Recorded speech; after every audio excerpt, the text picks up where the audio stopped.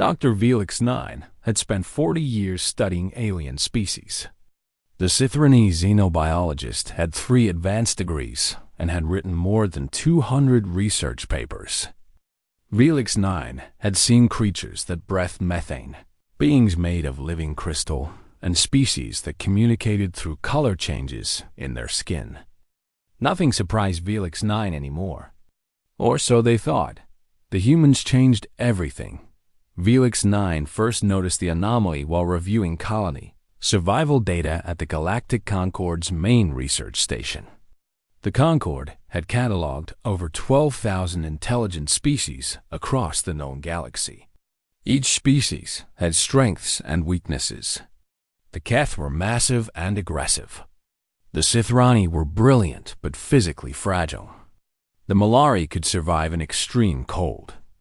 Every species had its place in the great tapestry of galactic life, but humans did not fit any pattern. The data made no sense.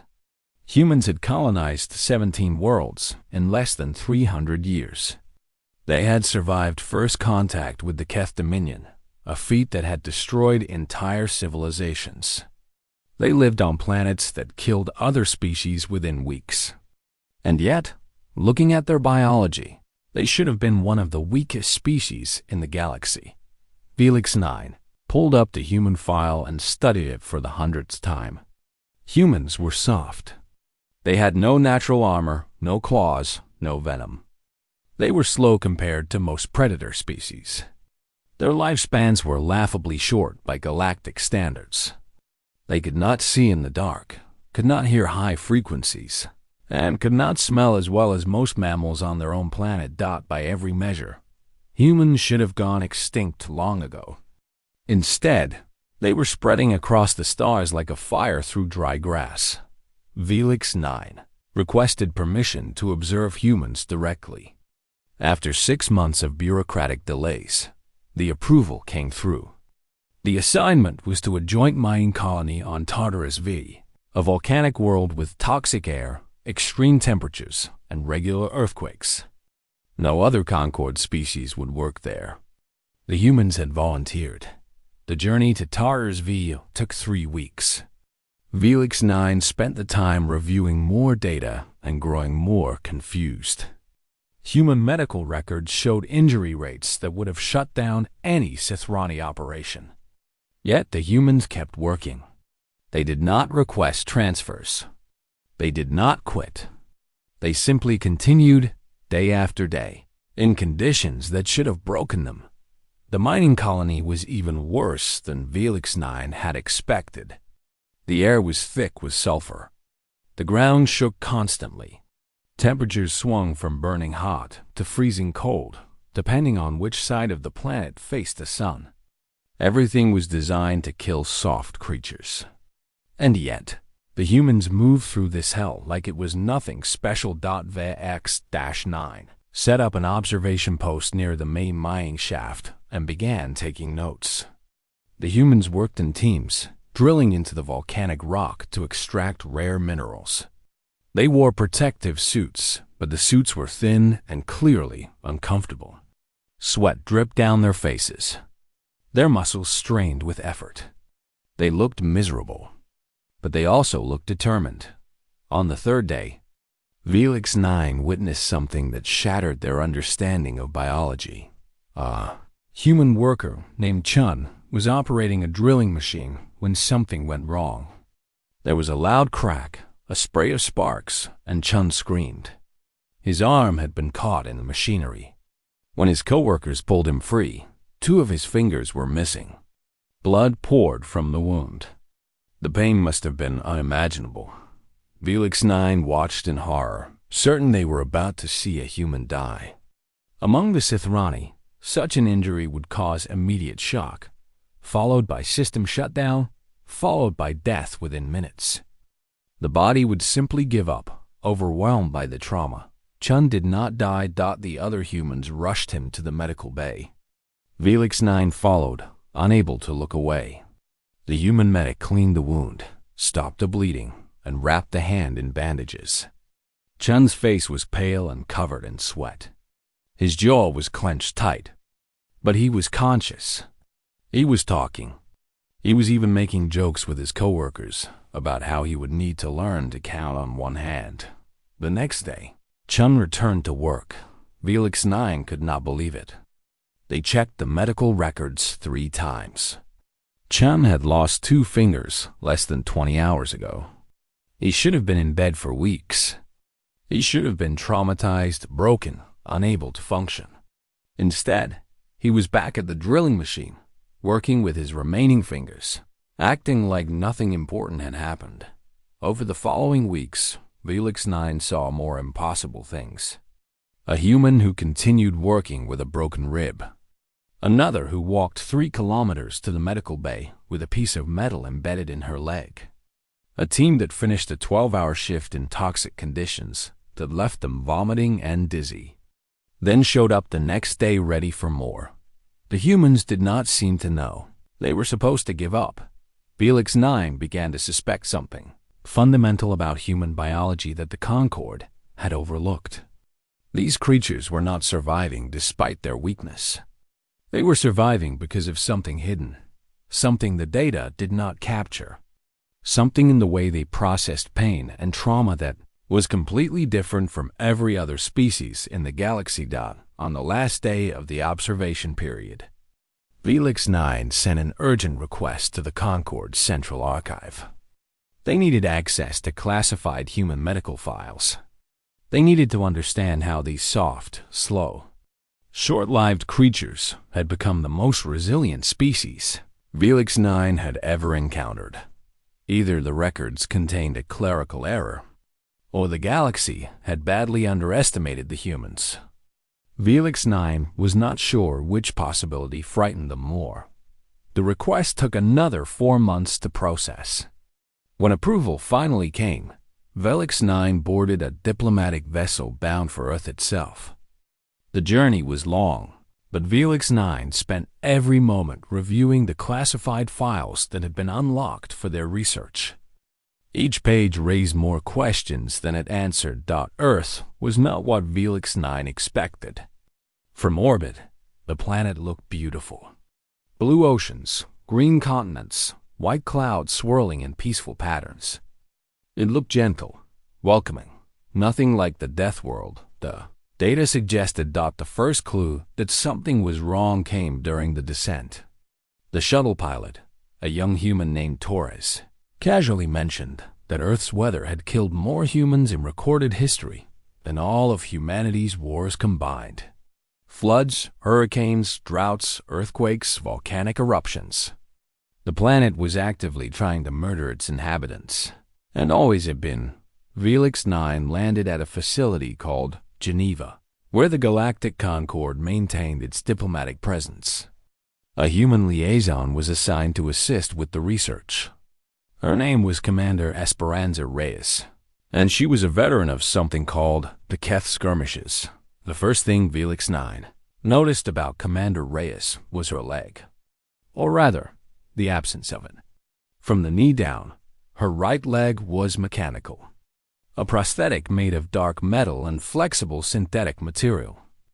She walked with perfect balance, showing no sign of discomfort or difficulty. When Felix 9 asked about it, Reyes smiled like the question was amusing. She explained that she had lost a leg during a boarding action against a Keth warship 7 years ago. A piece of shrapnel had severed the limb below the knee. She had tied off the wound with her own belt, continued fighting for another 20 minutes, and only passed out after the battle was won. She described this as an inconvenience. Felix 9 did not understand. Among the Sithrani, losing a limb meant death. The shock alone would kill most species. Even those who survived the initial trauma rarely recovered psychologically. They became broken, hollow, unable to function. Reyes acted like she had merely stubbed her toe. Over the following weeks, Reyes became Felix 9's guide to human nature. They visited hospitals, military bases, research facilities, and historical archives. Every stop revealed new horrors and new wonders. The truth began to emerge. Humans had evolved as persistent predators on a planet filled with things trying to kill them. They were not fast enough to catch prey in a sprint, so they had learned to chase animals for hours until the prey collapsed from exhaustion. They were not strong enough to kill with bare hands, so they made weapons. They were not tough enough to survive single encounters with predators, so they learned to fight through injuries and keep running. Their nervous system had evolved not to avoid pain, but to process it. Pain was not an emergency signal that shut the body down. Pain was information. Data to be analyzed, understood, and acted upon. A Sithrani's body experienced pain and concluded that the situation was hopeless. A human's body experienced pain and asked what should be done next. VX-9 studied the chemistry behind this adaptation. Humans produce substances called adrenaline and endorphins. During moments of crisis, these chemicals flooded the body, reducing pain sensation and increasing physical capability. A human in danger became faster, stronger, and more focused. Their biology literally prepared them to keep fighting after taking damage that would incapacitate any other species. But it was not just chemistry. The psychological component was even more remarkable. Humans had developed mental frameworks for processing trauma. They called it resilience or grit or toughness. They trained themselves to push through suffering. They told stories of ancestors who had survived impossible hardships. They created entire philosophies around the idea that pain was temporary and giving up was permanent. The historical archives were almost too much for VX-9 to process. Humans had fought wars that lasted decades. They had survived plagues that killed millions. They had crossed frozen wastelands and burning deserts. They had amputated their own limbs when trapped, chewing through muscle and bone to escape death, and then lived to tell the story with pride. One file in particular haunted VX-9. It described a human practice called surgery before the invention of anesthesia. Humans had literally cut each other open to remove diseased tissue while the patient was fully conscious and screaming. The survival rates were low, but not zero. Some humans had chosen this torture over death, and some had lived. No Sithrani could have survived such a procedure. The pain alone would have stopped their hearts. VX-9 began to understand why the Keth had failed to destroy the humans during their first encounter. The Keth were terrifying warriors, but they were also predictable. They fought until the pain became too great. Then they retreated to recover. They expected other species to do the same. Humans did not retreat. On the last day of VX-9's research on Earth, an urgent message arrived. The Keth Dominion had declared total war on the Galactic Concord. 17 colony worlds had already fallen. Billions of beings were dead or fleeing, and the humans were volunteering for the front lines. VX-9 watched the news feeds in stunned silence. Across Earth, recruitment centers were overflowing. Humans who had never held weapons were signing up to fight.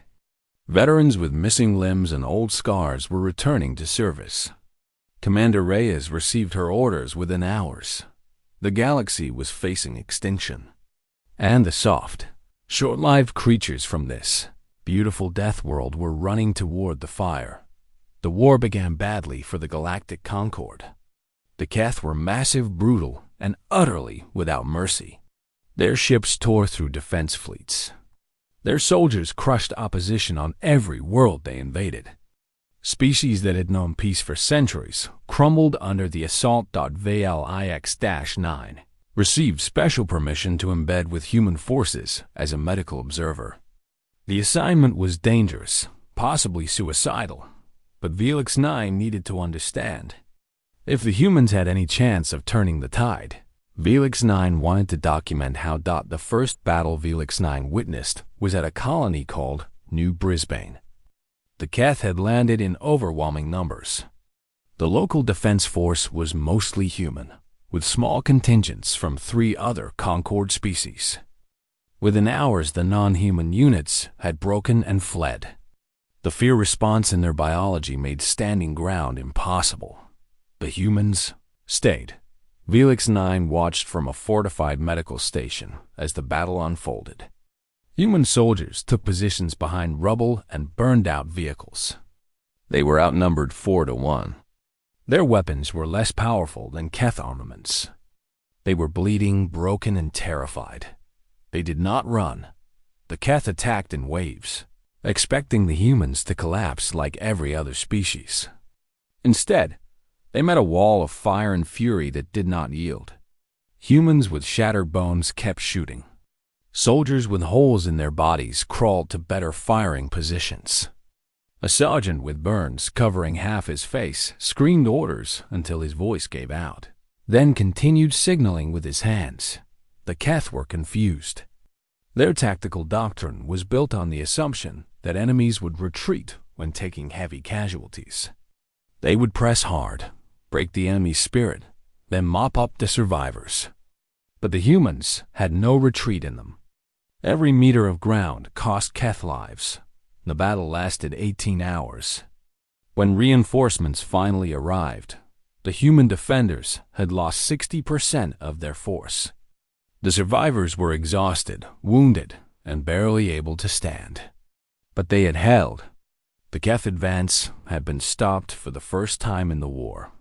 Velix 9 documented everything.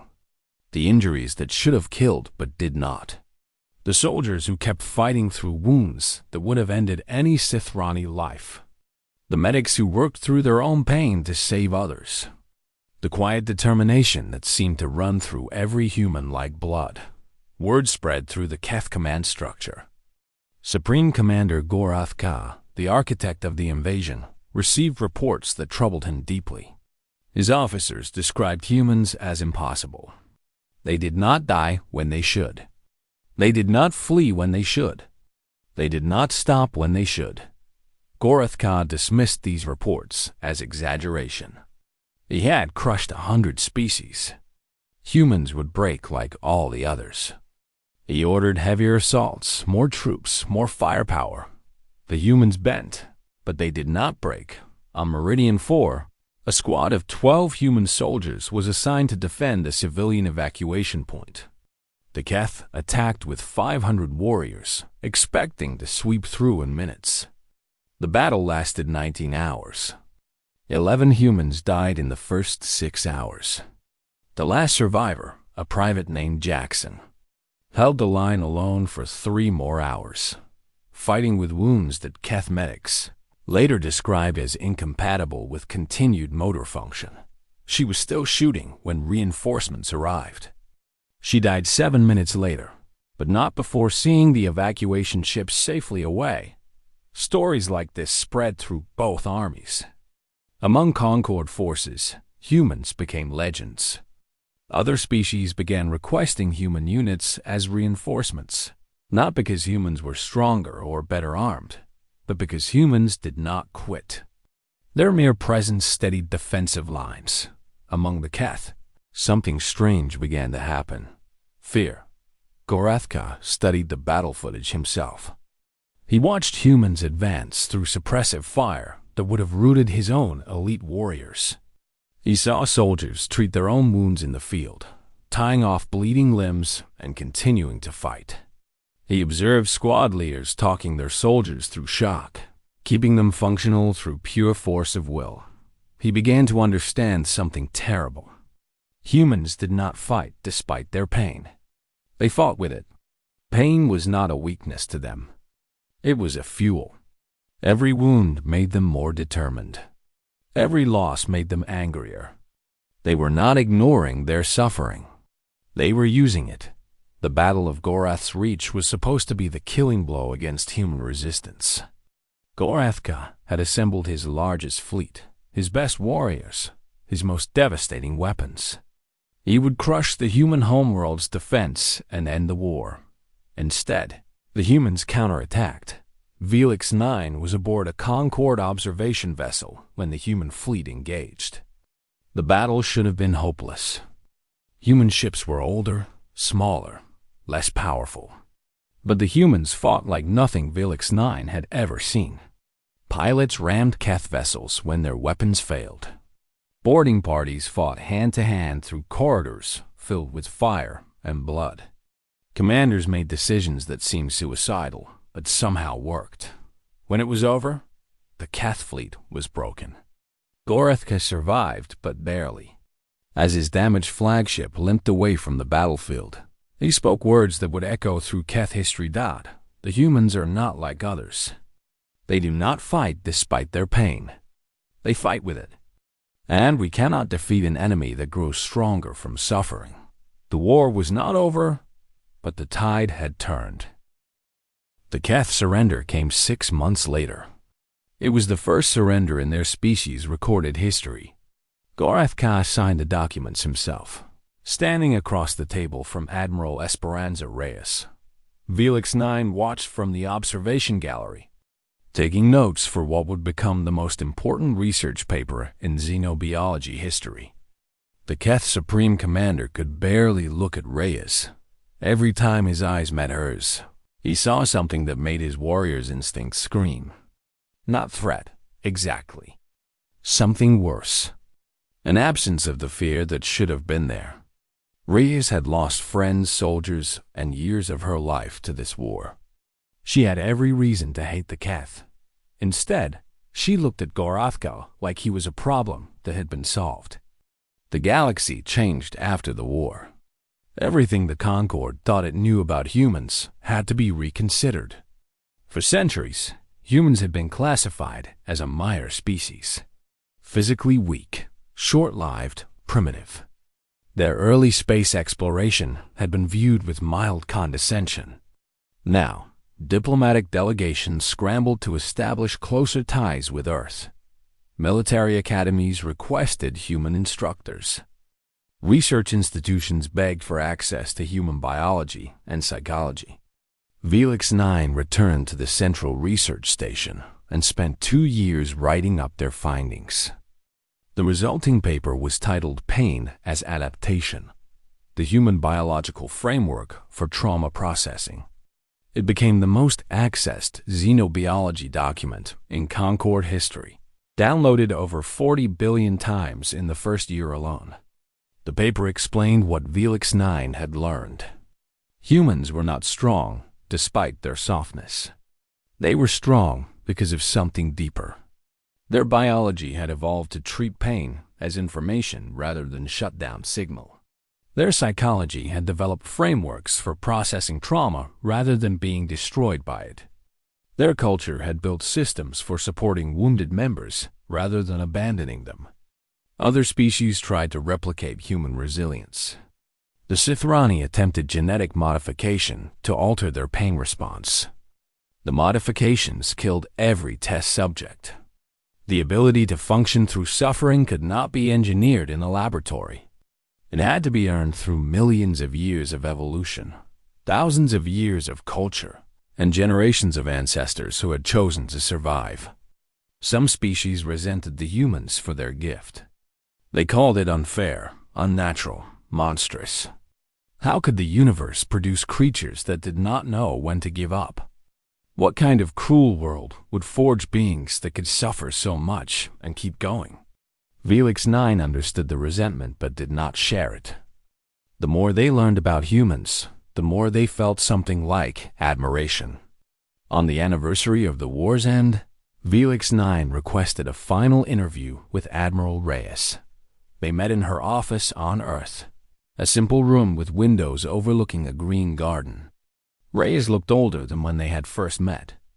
More gray in her hair, more lines on her face. But her eyes were the same. Calm, steady, unbroken. Felix 9 asked the question that had haunted them since Tartarus V.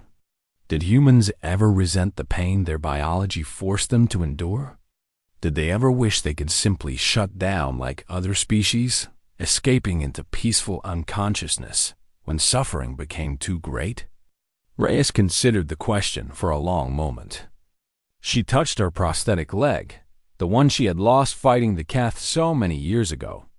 Her fingers traced the metal like she was greeting an old friend. Pain is just the body's way of telling you something matters, she said finally. Everything that ever mattered to our species, we paid for in pain. Survival, love, progress, freedom. We bled for all of it. We hurt for all of it. And we would do it again, because the alternative is giving up. And giving up means the pain was for nothing. Felix 9 recorded her words carefully.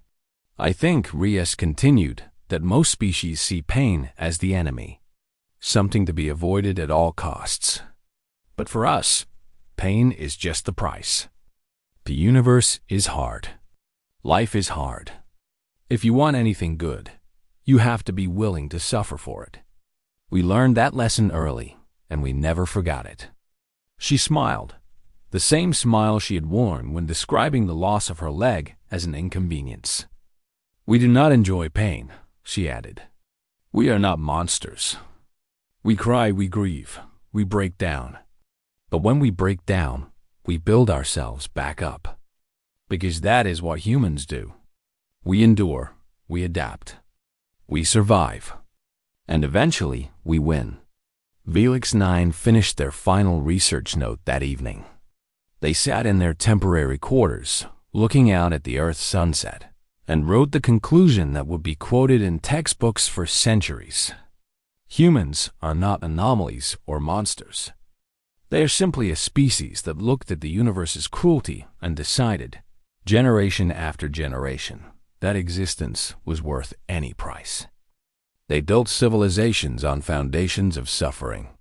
They reached for the stars with hands scarred by their own history. They became the galaxy's greatest warriors, not through strength or speed or technology, but through a simple refusal to stop. Other species may fear them. Some may resent them, but all will remember them. Because when the darkness came, when the Keth threatened to extinguish the light of civilization, it was the humans who stood in the fire. Not because they could not feel the burning, but because they had learned, long ago, that some things are worth burning for. The price of survival was pain, and the humans had paid it gladly.